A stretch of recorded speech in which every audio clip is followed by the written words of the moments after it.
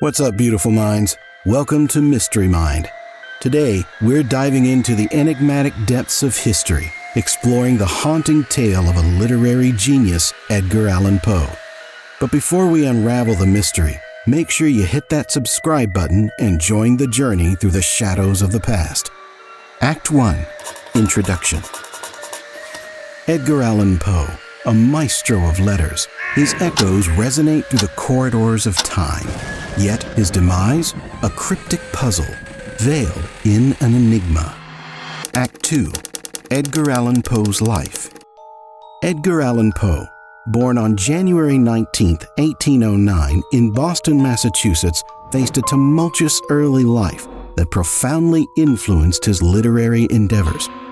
The second child of actors David and Elizabeth Eliza Poe, Poe's father abandoned the family in 1810, and his mother succumbed to pulmonary tuberculosis a year later. Orphaned, Poe found refuge with John and Frances Allan of Richmond, Virginia, though he was never formally adopted.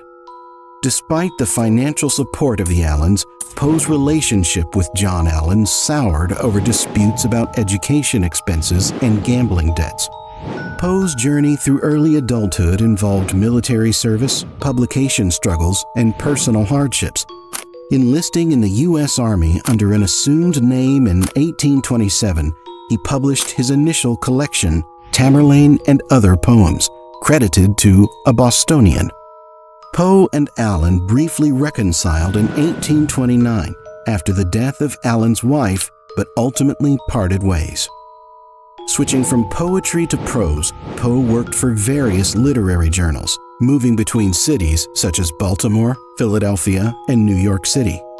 In 1836, he controversially married his 13-year-old cousin Virginia Clemm, who tragically succumbed to tuberculosis in 1847. Poe's literary career gained traction with the publication of his famous poem The Raven in January 1845, bringing him instant acclaim. Despite planning his own journal, The Pen, later renamed The Stylus, Poe's untimely death in Baltimore in 1849 at the age of 40 left the cause unspecified. Act 3. The Final Days Facts. After spending July to September 1849 in Richmond, Poe, still reeling from what he claimed was a cholera attack accompanied by hallucinations, set out to explore a potential magazine venture. Despite lingering health issues, he delivered captivating lectures and readings to support himself. On September 27th, with aspirations of a new editor job and remarriage, Poe departed for his New York City home. The trail goes cold until a week later on October 3rd, when Poe was discovered in a state of delirium at Ryan's Tavern in Baltimore. A desperate plea for assistance reached Joseph E. Snodgrass, conveyed by printer Joseph W. Walker, describing Poe as rather the worse for wear. Walker emphasized the immediate need for help, prompting Snodgrass to later claim that Poe was in a state of beastly intoxication. Eyewitness accounts of Poe's appearance during these distressing moments paint a harrowing picture. Described as repulsive by Snodgrass, Poe exhibited disheveled, unkempt hair, a haggard, unwashed face, and vacant eyes.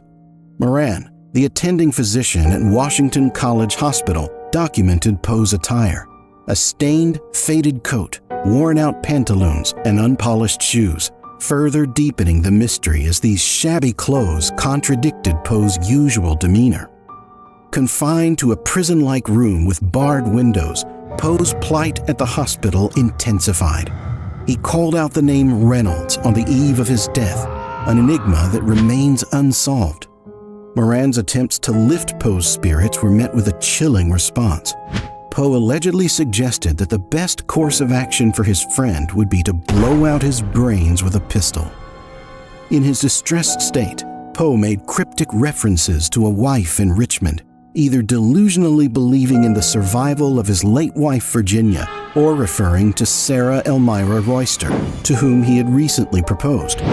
Unaware of the fate of his belongings left behind in Richmond, Poe's final words echoed a desperate plea for divine intervention. "Lord, help my poor soul. uttered before his demise on October 7, 1849. The credibility of Moran, the sole witness to Poe's last days, had been under constant scrutiny. His changing accounts, poetic embellishments, and inconsistent dates have led to doubts about the reliability of his narrative. As the curtain falls on the chronicle of Poe's final act, Moran's questionable credibility adds another layer to the enduring mystery surrounding the death of the literary genius. Act 4. Theories. Numerous theories have been proposed over the years. While the exact cause cannot be definitively determined due to the loss of medical records, the following are some of the speculated causes. Hypoglycemia. Jeffrey Meyer suggested a possible connection to low blood sugar levels. Conspiratorial murder plot. John Evangelist Walsh proposed a theory involving a murder plot against Poe. Suicide related to depression. Poe's struggles with depression, potentially leading to suicide, have been theorized. Laudanum overdose. Poe's near-fatal overdose in 1848 raised questions about intentional poisoning or miscalculation. Alcoholism. Snodgrass attributed Poe's death to alcoholism, while Moran denied signs of intoxication. Dipsomania. A psychologist suggested Poe had dipsomania, a recurring, uncontrollable urge to drink alcohol excessively. Brain diseases. Various rare brain diseases or a brain tumor have been proposed as potential causes. Syphilis. Poe's health issues led to speculation about syphilis as a cause of death. Apoplexy. A sudden, fatal stroke has been suggested. Delirium tremens. Symptoms of alcohol withdrawal, including delirium tremens, have been considered.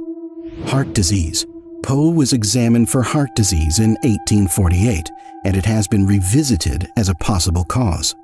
Lead or mercury poisoning. Tests on Poe's hair in 2006 disproved poisoning theories. Cholera.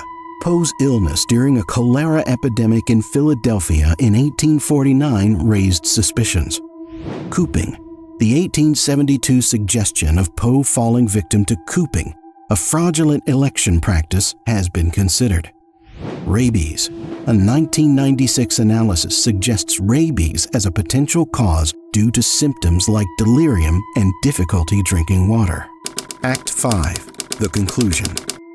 The absence of concrete evidence and conflicting accounts have transformed Poe's death into an enduring mystery, perpetuating speculation through the ages. Whether succumbing to alcoholism, rabies, or the shadows of depression, Poe's enigmatic departure mirrors the mystique inherent in his literary creations.